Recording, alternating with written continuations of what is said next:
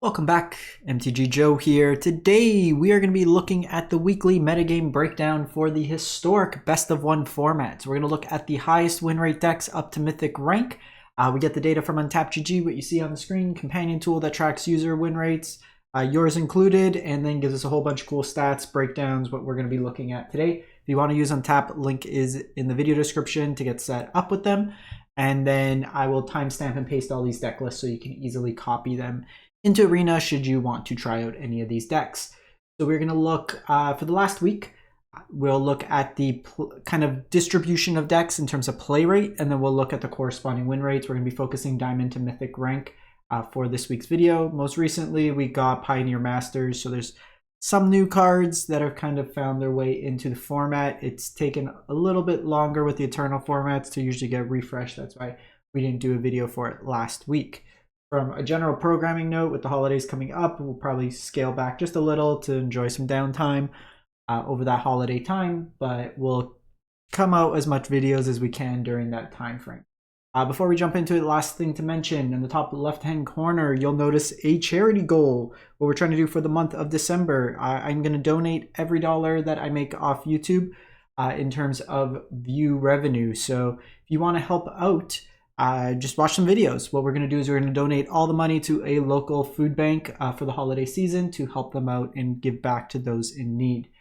So if you can, like, comment, watch some videos, it all helps to generate some view income for the donation.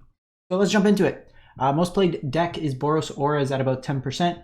We have the 5-color Omniscience, which is the Shifting Woodlands Combo deck at 7.5. We have Boros Energy at 5. Azorius Control at about 4. Gonna just kind of preface, there's not going to be an Azorius deck. It's being played, but it does not have an above 55% win rate, so we're not going to feature it today. Is it Wizards 3%? Again, another deck that's just not putting up a cumulative win rate for the last week, and there's decks that have been having higher win rates that we're going to focus on this week. Life Gain, always kind of a popular one, never a high win rate one at 2.6, and Dimir Affinity at 1.7. The two kind of staples of kind of getting in the platinum to diamond, maybe noise elements, is mono white, life gain, and elves. Those two decks, always people love them because they're fairly linear. They feel like they're at times doing broken things, but they're very easy to interact with. And then they kind of fall off in terms of win rate as you go higher up. Most notable, Boros Auras has seen quite a big increase, while we have decks like Omni, Shifting Woodlands kind of holding still. We have like Wizards that's seeing a drop. Wizards can have a hard time versus like the energy decks. You see like Azorius Control pretty flat. Mono White Life Gain had a hot start, but it's kind of fallen off in terms of play rate. There's like Mono Black Combo, which we'll look at as well. So looking at the stats, 20,000 games from Diamond to Mythic rank, December 12th through the 19th, doing just a little bit longer than a week to capture foundation sets. Highest win rate deck is also Boros Auras. So pretty stock list here. This one's at 81%. Built around your kind of Spirit Dancer-esque effects between Core Spirit Dancer and Light Pause. Both get benefits of casting auras, whether drawing you cards, tutoring up silver bullet cards, and then you just assemble a huge creature. You can protect them with Giver of Ruins or Shard Mage Rescue. You have the very powerful removal spell Sheltered by Ghosts that gives lifelink and can help you race in a lot of these matchups. The Demonic Ruckus can give you kind of pseudo evasion with the Menace, as well as Trample. You have Griffspoon for flying, Hammerhand for haste out of nowhere. Ethereal Armor scales your creatures quite a lot as well. Luris Companion in this, but very, very strong deck. I personally find it like it's good short bursts. The gameplay is a little bit repetitive, so that's one thing. If you want to win, this deck will win at a fairly consistent rate. It's just, I find it a little boring over time. Like it's good in some instances, but over time it does get a little boring. The one thing you might want to do with the mana base, either instead of the Needles or the Mana Confluence, you can the Horizon Land, the Boros one. Both Mana Confluence and that will both ping you for a damage, but at least that one, if you flood, you can draw cards off your mana base, which is helpful in that case. So this one's not sequential in terms of order, but it's a similar concept. So I wanted to show, so this one's Selesnya Auras, much lower win rate. but we got some new cards in it, and notably we have Glade Cover Scout and then Basara Tower Archer. Both have hexproof, so that your opponent can't really target them. The one thing with this one here is it's not including any of the engine cards. So I think an easy way to kind of improve the deck is to just add in either Core Spirit Dancer, Light Paws, or both. The reason being, you're gonna mulligan a lot. This deck's very reliant on having one of 7 creatures. You're only playing 7 creatures and a ton of auras. Like, you're gonna pop off, but even there's not many ways to refill your hands. There's no card draw engine, stuff like that. So something to kind of keep in mind. The Static Prison probably doesn't make sense in this deck because you're not generating energy. So it's more just like a tempo element. You can get rid of this, play 3-4 light pods, probably a lot better. But green gives you access to like Infliction Courage, which was reprinted, Trampled Lifelink. Season of Harvest is another way to kind of get a large effect like Ethereal Armor. Ancestral Mask is a global effect, so it's all enchantments, but very similar. So these creatures are harder to deal with since they have hexproof built in. Dragonstorm. Every so often this deck just has a showing. It's not anything new with the deck, but some folks have been playing it, it seems, and it's making a comeback. How the combo works. Similar to the Persist combo, but a little bit more moving parts, if you would. It's a graveyard-centric combo. You will throw cards into your graveyard, most notably either Dragonstorm or Emergent Ultimatum. You can also use Scholar in the graveyard to reanimate it with Unburial Rites. You may want to try Persist in this deck, but the core is Mizzix Mastery, an Ultimatum, or like a Dragonstorm. It starts building Storm. You want to get either 3 instances of the Dragonstorm or have a copy of Bladewing already in the graveyard. And then the deck basically creates a loop with 1 Terror of the Peaks out. The 2 Bladewings basically legend rule themselves with the trigger on the stack. So you can keep looping it back in terms of a creature dying and coming back, dying, coming back. And then you just machine gun them with Terror of the Peaks. You have Velamachus that can help you find your pieces. You can also just go like Omni. So it's one of those like Mastery Ultimatum piles that you kind of combo through. Next deck, so I have to show it this way. The site's being a little weird with these tutor decks. It's always Mono Green Devotion that has problems. So this is Mono Green, Selesnya Devotion, Selesnya only because Elish Norn, but this is a Nykthos deck leveraging Karn. Big kind of mana accelerants in Birds of Paradise, Utopia Sprawl, Fanatic of Ronus. This one's actually playing a couple copies of Portable Hole in the main to deal with some of the more aggressive decks. Kiora and Outcaster Trailblazer draw you a bunch of cards. Kiora untapping Nykthos generates a whole bunch of mana into like Storm the Festival, Cavalier style stuff. You're able with Karn to Wishboard, so you have the One Ring, Portal just as a kind of removal effect. You have Cityscape Leveler. Honestly, over Portable Hole, I would play a Chroma's Memorial just because it lets you combo. And if you have enough creatures, enough mana, you can just win that turn with haste, which is usually stronger. Needle for activated abilities, Mindslaver to take their control of their turns, and Tormod's Cryptid's Graveyard Hate. We then go to Ninjas, 76%. So this one here is no more Aluris deck because Kaido is very, very strong. You also have Ingenious Infiltrator. So this is a tempo-oriented deck. It does take some reps, I think, to play efficiently. There's linear lines that you'll play with the deck, but there's also a lot of sequencing that matters, and the creatures themselves aren't strong on their own, but you have to kind of play like a tricky kind of game to it. So you have Retrofitter Foundry with the Changelings, Changeling Outcast, as well as Ornithopter. These are both hard to flying for free, unblockable, that all helps you with the ninja abilities that also could become 4/4s. Mockingbird could copy your 4/4s, any of the effects. There is a loop, so with Silver Fur Master, it reduces the ninjutsu cost of other creatures. So if you have 2 Silver Furs out for each blue mana, Thousand Faced Shadow can basically loop itself back in. You could kind of keep ninjaing back and forth to your hand and then make copies of the Silver Fur and then just make a really big board of Lords. There's a video on my channel with playing ninjas. It's a little bit older version, but the first game played, it shows kind of the combo of how it works out if you want to see it. But this is a very fun deck. It's a tough deck to play optimally. So the first few times it's going to feel potentially a little clunky, but I really enjoy playing this deck. It's like the big brains deck. 4-color combo. So this is the Samwise combo, 74%. So this deck here, infinite combo of Samwise Gamgee, Sack Outlet, and Bartholomew. You can use the Aristocrat that was just reprinted. I forget its name. It was one of my favorite cards. Now this is bugging me. From Gate Crash, the one that gets protection from a color. That was part of my old Sacrifice decks back in that time as standard.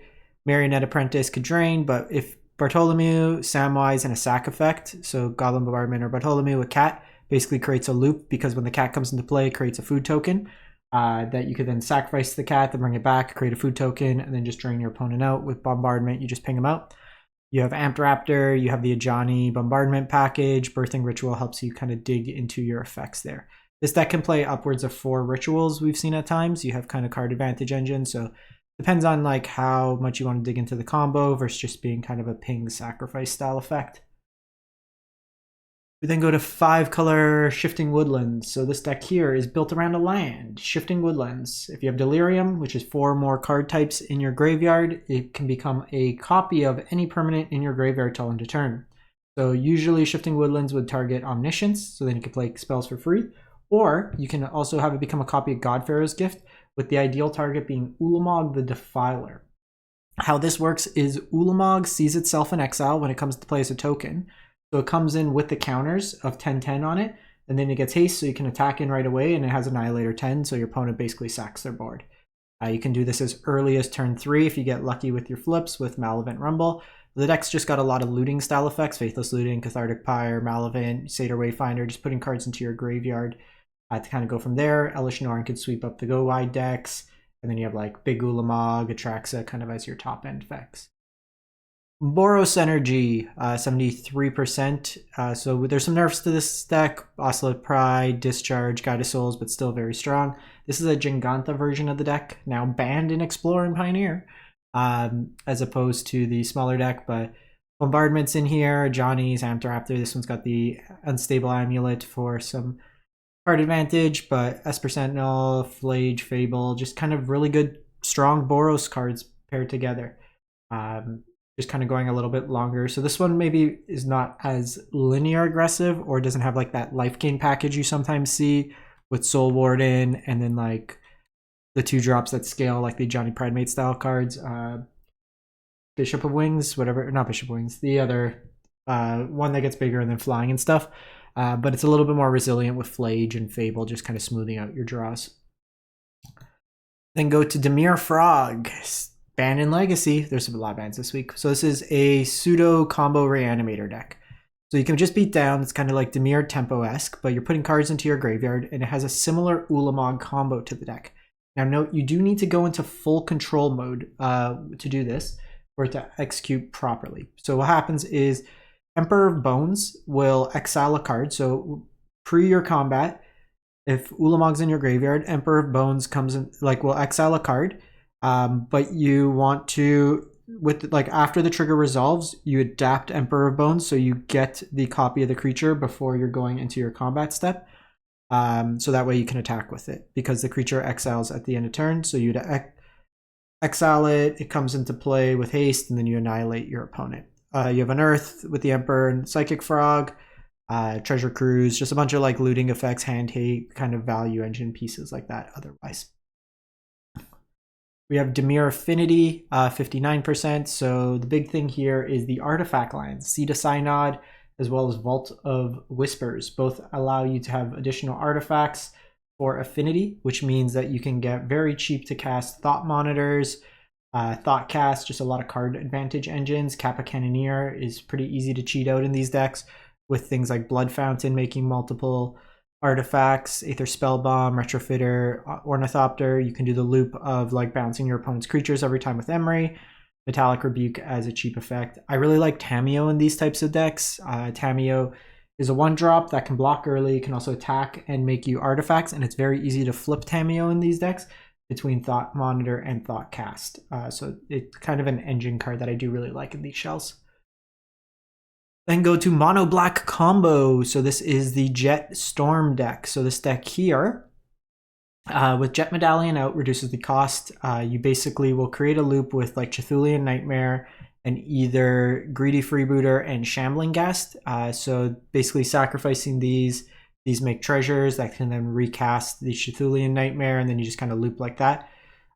Keep casting over and over and over again. With Marinade Apprentice, you basically drain them out of the game.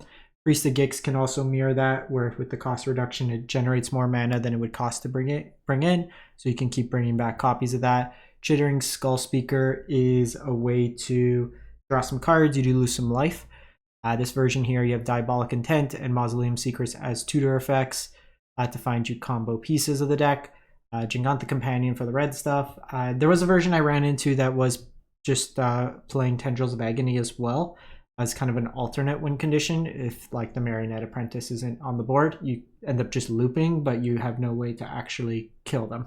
You could just build up a lot of Storm, whereas the Tendrils is another way to kind of kill your opponent that way.